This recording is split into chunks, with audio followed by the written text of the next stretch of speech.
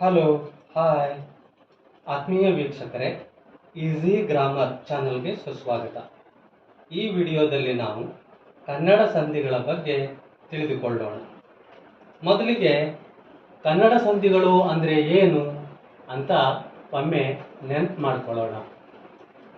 ಪೂರ್ವಪದ ಮತ್ತು ಉತ್ತರ ಪದ ಇವೆರಡೂ ಕನ್ನಡ ಪದಗಳಾಗಿದ್ದಲ್ಲಿ ಅಥವಾ ಇವುಗಳಲ್ಲಿ ಯಾವುದಾದರೂ ಒಂದು ಪದ ಕನ್ನಡವಾಗಿದ್ದಲ್ಲಿ ಅದು ಕನ್ನಡ ಸಂಧಿಯಾಗುವುದು.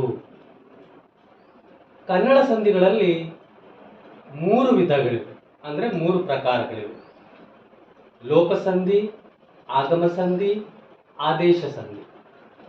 ಹಾಗಾದರೆ ಮೊದಲನೇದು ಲೋಪಸಂಧಿ. ಈ ಲೋಪಸಂಧಿ ಅಂದರೆ ಏನು ಅಂತ ನಾವು ವಿವರವಾಗಿ ತಿಳಿದುಕೊಳ್ಳೋಣ. ಸ್ವರದ ಮುಂದೆ ಸ್ವರ ಬಂದು ಪೂರ್ವ ಪದದಲ್ಲಿರುವ ಸ್ವರವು ಇಲ್ಲವಾದರೆ, ಅಂದರೆ ಮಾಯವಾದರೆ, ಅಂತಹ ಸಂಧಿಗೆ ಲೋಪಸಂಧಿ ಎನ್ನುವರು. ಉದಾಹರಣೆ ನೋಡಿ, ಇಲ್ಲಿ ಸಂಧಿ ಪದ ಹಣದಾಸೆ. ಇದನ್ನು ಬಿಡಿಸಿ ಬರೆದಾಗ ಹಣದ ಪ್ಲಸ್ ಆಸೆ ಅಂತ ಆಗುತ್ತೆ. ಪೂರ್ವ ಪದದಲ್ಲಿ ಕೊನೆಯ ಅಕ್ಷರ ದ ಇದೆ. ಈ ದ ಅನ್ನ ಬಿಡಿಸಿ ಬರೆದ್ರೆ ದ ಪ್ಲಸ್ ಅ, ದ ಅಂತ ಆಗುತ್ತೆ. ಅಂದ್ರೆ ಕೊನೆಯ ಅಕ್ಷರ ಇಲ್ಲಿ ಅ ಸ್ವರ ಇದೆ. ಈ ಸ್ವರದ ಮುಂದೆ ಉತ್ತರ ಪದದಲ್ಲಿ ಮೊದಲನೇ ಅಕ್ಷರ ಆ ಇದೆ. ಅಂದ್ರೆ ಅದ ಮುಂದೆ ಆ ಬಂದಿದೆ. ಅ ಸ್ವರದ ಮುಂದೆ ಆ ಸ್ವರ ಬಂದಿದೆ. ಅದರ ನಂತರ ಸಂಧಿಯ ಕಾರ್ಯದ ನಂತರ ಏನಾಯ್ತು? ದ ಪ್ಲಸ್ ಆ ಸೇರಿ ದಾ ಆಯ್ತು.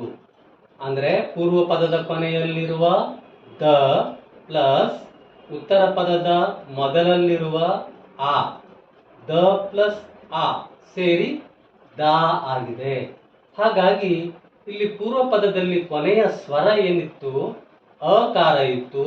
ಈ ಅಸ್ವರ ಇಲ್ಲಿ ಲೋಪವಾಗಿದೆ, ಅಂದ್ರೆ ಇಲ್ಲವಾಗಿದೆ. ಹಾಗಾಗಿ ಇದು ಅಸ್ವರ ಲೋಪಸಂಧಿ. ಅದನ್ನೇ ಇಲ್ಲಿ ನಾನು ಬಿಡಿಸಿ ಬರೆದಿದ್ದೇನೆ. ದ ಪ್ಲಸ್ ಅ, ಇದು ಪೂರ್ವ ಪದದಲ್ಲಿ ಕೊನೆಯ ಅಕ್ಷರ ಇತ್ತು. ಆಮೇಲೆ ಸಂಧಿ ಅಂದ್ರೆ ಉತ್ತರ ಪದದಲ್ಲಿ ಮೊದಲ ಅಕ್ಷರ ಆ ಬಂತು. ಆದರೆ ಸಂಧಿ ಕಾರ್ಯದ ನಂತರ ಈ ಅಸ್ವರ ರೌಂಡ್ ಅಪ್ ಮಾಡಿದ್ದು ಅಸ್ವರ ಲೋಪವಾಗಿದೆ. ಅಂದ್ರೆ ದ ಪ್ಲಸ್ ಉತ್ತರ ಪದದಲ್ಲಿರುವ ಆ, ಇದು ಸೇರಿ ದಾ ಆಗಿದೆ, ಹಣದಾಸೆ ಆಗಿದೆ. ನೆಕ್ಸ್ಟ್ ಉದಾಹರಣೆ ನೋಡೋಣ. ನನ್ನಾಣೆ. ಇದನ್ನು ಬಿಡಿಸಿ ಬರೆದ್ರೆ ನನ್ನ ಪ್ಲಸ್ ಆಣೆ ಅಂತ ಆಗುತ್ತೆ. ಇಲ್ಲಿ ಪೂರ್ವ ಪದದಲ್ಲಿ ಕೊನೆಯ ಅಕ್ಷರ ಅ ಸ್ವರ ಇದೆ. ಉತ್ತರ ಪದದಲ್ಲಿ ಮೊದಲ ಅಕ್ಷರ ಆ ಇದೆ. ಅಂದ್ರೆ ಸ್ವರದ ಮುಂದೆ ಸ್ವರ ಬಂದಿದೆ. ಸಂಧಿ ಕಾರ್ಯದ ನಂತರ ನಾಣೆ ಆಗಿದೆ. ಅಂದ್ರೆ ನನ್ನಾಣೆ. ಒತ್ತಕ್ಷರ ಇಲ್ಲೂ ಇದೆ, ಇಲ್ಲೂ ಇದೆ. ಅದರಲ್ಲಿ ವ್ಯತ್ಯಾಸ ಆಗಿಲ್ಲ. ಪೂರ್ವ ಪದದಲ್ಲಿ ಒತ್ತಕ್ಷರ ಇಲ್ಲೂ ಇದೆ, ಸಂಧಿ ಪದದಲ್ಲೂ ಇದೆ. ಹಾಗಾಗಿ ಇಲ್ಲಿ ಅಕಾರ ಲೋಪವಾಗಿದೆ. ಈ ಆ ಉತ್ತರ ಪದದಲ್ಲಿರುವ ಆ ಈ ನನ್ನ ಜೊತೆಗೆ ಸೇರ್ಕೊಂಡು ನನ್ನಾಣೆ ಅಂತ ಆಯ್ತು. ಹಾಗಾಗಿ ಇದು ಕೂಡ ಅಸ್ವರ ಲೋಪಸಂಧಿ. ಅದನ್ನೇ ಇಲ್ಲಿ ನಾನು ವಿವರವಾಗಿ ಬಿಡಿಸಿ ಬರೆದಿದ್ದೇನೆ. ನ ಅನ್ನುವಲ್ಲಿ ನ ಪ್ಲಸ್ ಅ ಅಂತ ಆಗುತ್ತೆ. ಅದರ ನಂತರ ಉತ್ತರ ಪದದಲ್ಲಿ ಮೊದಲನೇ ಪದ ಆ ಇದೆ. ಸಂಧಿ ಕಾರ್ಯದ ನಂತರ ನಾ ಆಯ್ತು. ಇಲ್ಲಿ ಅಸ್ವರ ಲೋಪವಾಗಿದೆ. ಅದನ್ನೇ ರೌಂಡ್ ಅಪ್ ಮಾಡಿ ತೋರಿಸಿದ್ದೇನೆ. ನೆಕ್ಸ್ಟ್ ಉದಾಹರಣೆ ಇಲ್ಲಿಲ್ಲ. ಇದನ್ನು ಬಿಡಿಸಿದಾಗ ಪೂರ್ವ ಪದ ಇಲ್ಲಿ ಪ್ಲಸ್ ಉತ್ತರ ಪದ ಇಲ್ಲ, ಸಂಧಿ ಪದ ಇಲ್ಲಿಲ್ಲ. ಇಲ್ಲಿ ಪೂರ್ವ ಪದದಲ್ಲಿ ಕೊನೆಯ ಅಕ್ಷರ ಈ ಸ್ವರ ಇದೆ. ಈ ಸ್ವರದ ಮುಂದೆ ಇಲ್ಲಿ ಉತ್ತರ ಪದದಲ್ಲಿ ಈ ಸ್ವರ ಬಂದಿದೆ. ಸಂಧಿ ಕಾರ್ಯದಲ್ಲಿ ಇಲ್ಲಿಲ್ಲ, ಒಂದೇ ಈ ಸ್ವರ ಉಳ್ಕೊಂಡಿದೆ. ಇಲ್ಲಿ ಎರಡೆರಡು ಈ ಕಾರ ಇಲ್ಲ, ಇಲ್ಲಿ ಎರಡೆರಡು ಈ ಕಾರ ಇತ್ತು. ಹಾಗಿದ್ರೆ ಏನಾಯ್ತು ಸಂಧಿ ಕಾರ್ಯದಲ್ಲಿ? ಇಲ್ಲಿ ಇದನ್ನ ಇಲ್ಲಿ ಬಿಡಿಸಿದ್ದೇನೆ. ಲ ಪ್ಲಸ್ ಇ, ಲಿ. ಅಲ್ಲಿ ಏನಾಯ್ತು? ಕೊನೆಯಲ್ಲಿ ಪೂರ್ವ ಪದದ ಕೊನೆಯಲ್ಲಿ ಈ ಸ್ವರ ಇತ್ತು, ಉತ್ತರ ಪದದ ಮೊದಲಲ್ಲಿ ಈ ಸ್ವರ ಇತ್ತು. ಈ ಮೊದಲಿರುವ ಉತ್ತರ ಪದದಲ್ಲಿ ಮೊದಲನೇ ಈ ಸ್ವರ ಈ ಲಕಾರ ಜೊತೆಗೆ ಸೇರ್ಕೊಂಡು ಇಲ್ಲಿ ಆಯಿತು. ಹಾಗಾಗಿ ಇಲ್ಲಿ ಪೂರ್ವ ಪದದಲ್ಲಿರುವ ಕೊನೆಯ ಸ್ವರ ಇಕಾರ ಲೋಪವಾಗಿದೆ. ಇದನ್ನು ನಾವು ಈ ಸ್ವರ ಲೋಪಸಂಧಿ ಅಂತ ಕರಿತೀವಿ. ನೆಕ್ಸ್ಟ್ ಉದಾಹರಣೆ, ನಾನವನಲ್ಲ. ಇದನ್ನು ಬಿಡಿಸಿ ಬರೆದಾಗ ನಾನು ಪ್ಲಸ್ ಅವನಲ್ಲ ಅಂತ ಆಗುತ್ತೆ. ಅಂದ್ರೆ ನಾನು ಇಲ್ಲಿ ಪೂರ್ವ ಪದದಲ್ಲಿ ಕೊನೆಯ ಅಕ್ಷರ ಉ ಇದೆ, ಅಂದ್ರೆ ನ ಪ್ಲಸ್ ಉ ಇಲ್ಲಿ ಕಾಣುತ್ತೆ ನಮಗೆ. ನ ಪ್ಲಸ್ ಉ ಸೇರಿ ಇಲ್ಲಿ ನು ಆಗಿದೆ. ಮತ್ತು ಇಲ್ಲಿ ಉತ್ತರ ಪದದಲ್ಲಿ ಮೊದಲನೇ ಅಕ್ಷರ ಸ್ವರ ಇದೆ, ಅಸ್ವರ ಇದೆ. ಸಂಧಿ ಕಾರ್ಯದ ನಂತರ ಏನಾಯ್ತು, ನಾನವನಲ್ಲ ಆಯ್ತು. ಇಲ್ಲೇ ನಮ್ಗೆ ಗೊತ್ತಾಗುತ್ತೆ ಉಕಾರ ಇಲ್ಲಿ ಇಲ್ಲ, ನಾನು ಅಂತ ಇಲ್ಲಿ ಇಲ್ಲ. ಅಲ್ಲೇನಾಯ್ತು, ಉಕಾರ ಲೋಪವಾಗಿ ಈ ಉತ್ತರ ಪದದಲ್ಲಿರುವ ಅಕಾರ ಈ ನ ಜೊತೆಗೆ ಸೇರ್ಕೊಂಡು ನ ಆಯ್ತು. ಅಂದ್ರೆ ನಾನವನಲ್ಲ ಅಂತ ಆಯ್ತು. ಹಾಗಾಗಿ ಇಲ್ಲಿ ಊಸ್ವರ ಲೋಪಸಂಧಿ. ಇದನ್ನು ನಾವು ಊಸ್ವರ ಲೋಪಸಂಧಿ ಅಂತ ಈ ರೀತಿಯಲ್ಲಿ ಬರೀತೇವೆ. ನೆಕ್ಸ್ಟ್ ನಿಮ್ಗೆ ಪ್ರಶ್ನೆ ಬರಬಹುದು ಏನಂತ,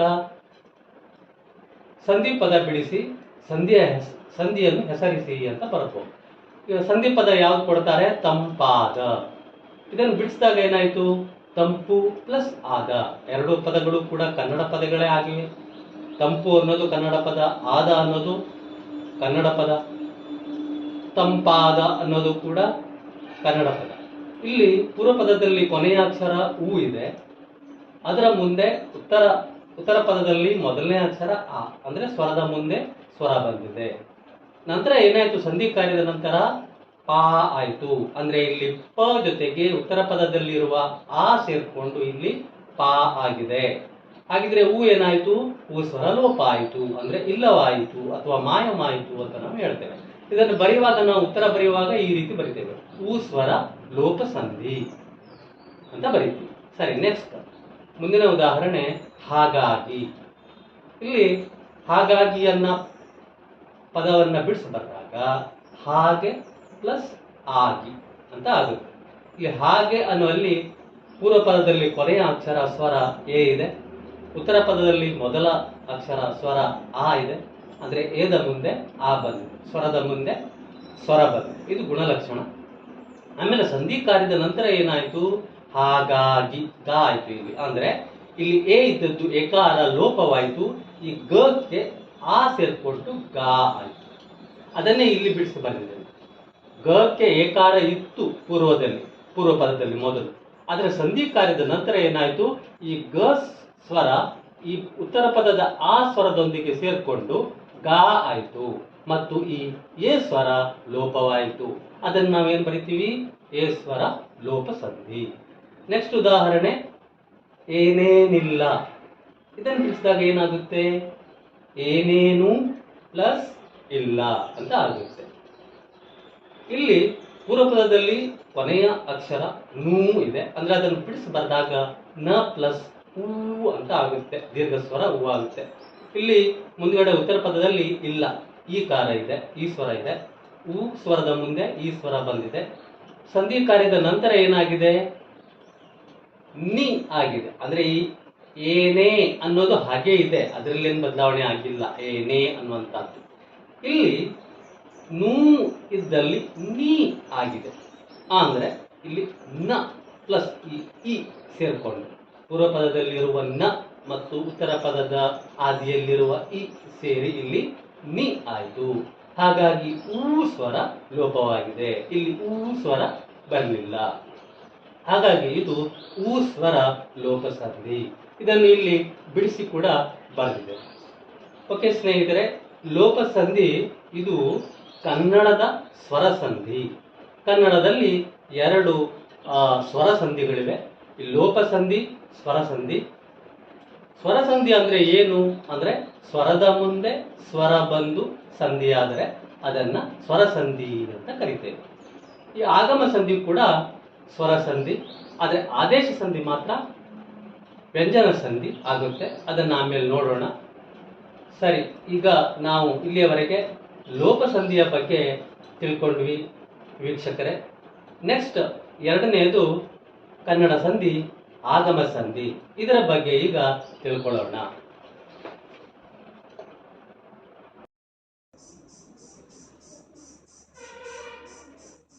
ಮೊದಲು ಆಗಮ ಸಂಧಿಯ ವ್ಯಾಖ್ಯೆಯನ್ನ ನೋಡೋಣ. ಆಗಮ ಸಂಧಿ ಉತ್ತರ ಪದದ ಆದಿಯಲ್ಲಿ ಯ ಕಾರವಾಗಲಿ ವ ಕಾರವಾಗಲಿ ಹೊಸದಾಗಿ ಬಂದರೆ ಅದನ್ನು ಆಗಮ ಸಂಧಿ ಎನ್ನುವರು.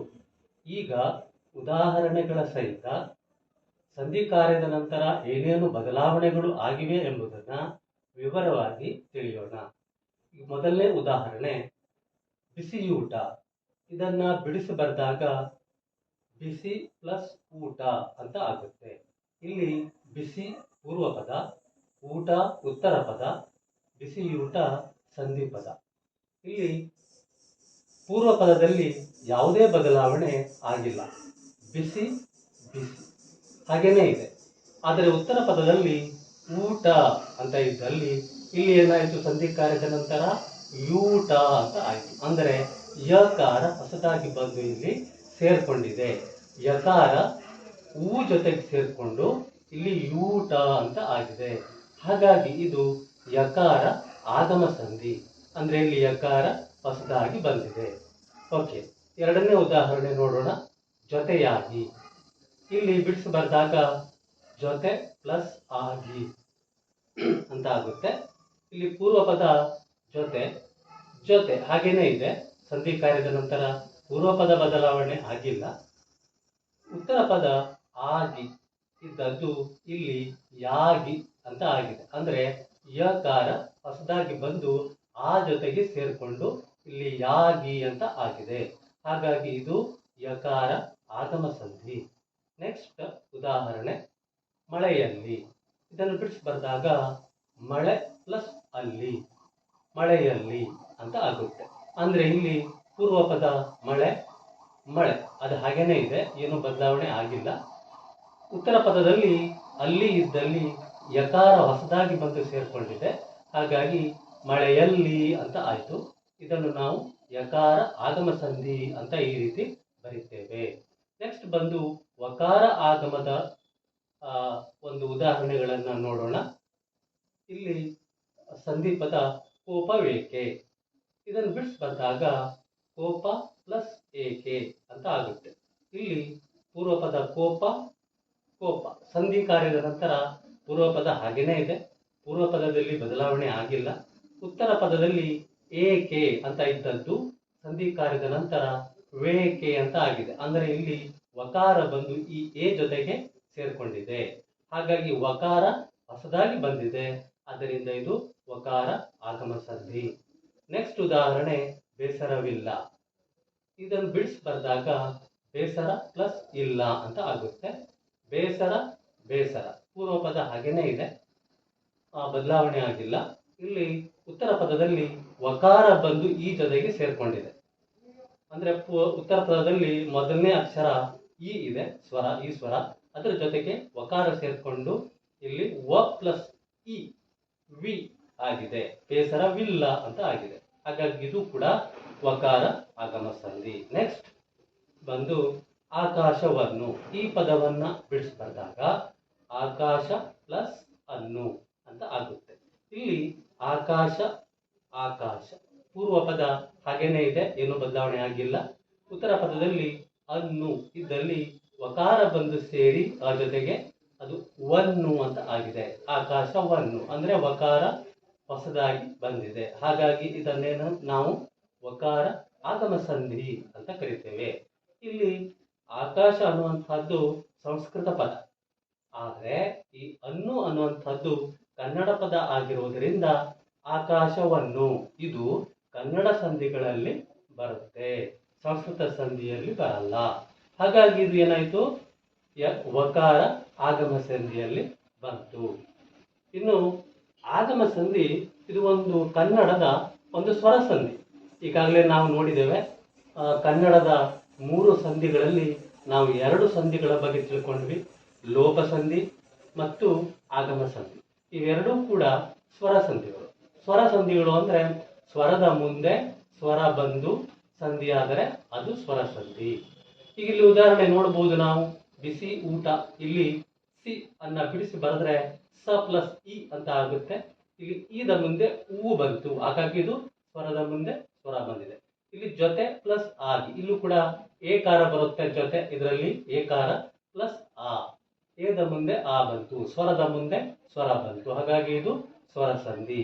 ಇದೇ ರೀತಿ ಎಲ್ಲ ಪದಗಳನ್ನು ನಾವು ನೋಡಿದಾಗ ಎಲ್ಲಾ ಪದಗಳ ಪೂರ್ವ ಪದದ ಕೊನೆಯ ಅಕ್ಷರ ಸ್ವರ ಇದೆ ಮತ್ತು ಉತ್ತರ ಪದದ ಮೊದಲ ಅಕ್ಷರ ಸ್ವರ ಇದೆ, ಸ್ವರದ ಮುಂದೆ ಸ್ವರ ಬಂದಿದೆ, ಹಾಗಾಗಿ ಆಗಮ ಸಂಧಿ ಕನ್ನಡದ ಸ್ವರ ಸಂಧಿ. ಓಕೆ ವೀಕ್ಷಕರೇ, ನಾವು ಇಲ್ಲಿಯ ತನಕ ಲೋಪ ಸಂಧಿ ಮತ್ತು ಆಗಮ ಸಂಧಿಗಳ ಬಗ್ಗೆ ತಿಳ್ಕೊಂಡ್ವಿ. ಇನ್ನು ಕನ್ನಡದ ಮೂರನೇ ಸಂಧಿ ಆದೇಶ ಸಂಧಿ. ಇದನ್ನು ನಾವು ಮುಂದಿನ ವಿಡಿಯೋದಲ್ಲಿ, ನೆಕ್ಸ್ಟ್ ವಿಡಿಯೋದಲ್ಲಿ ವಿವರವಾಗಿ ತಿಳಿದುಕೊಳ್ಳೋಣ. ವೀಕ್ಷಕರೇ, ಈ ವಿಡಿಯೋ ನಿಮಗೆ ಇಷ್ಟ ಆದರೆ ಲೈಕ್ ಮಾಡಿ, ಸಬ್ಸ್ಕ್ರೈಬ್ ಮಾಡಿ. ಧನ್ಯವಾದಗಳು. ಬಾಯ್.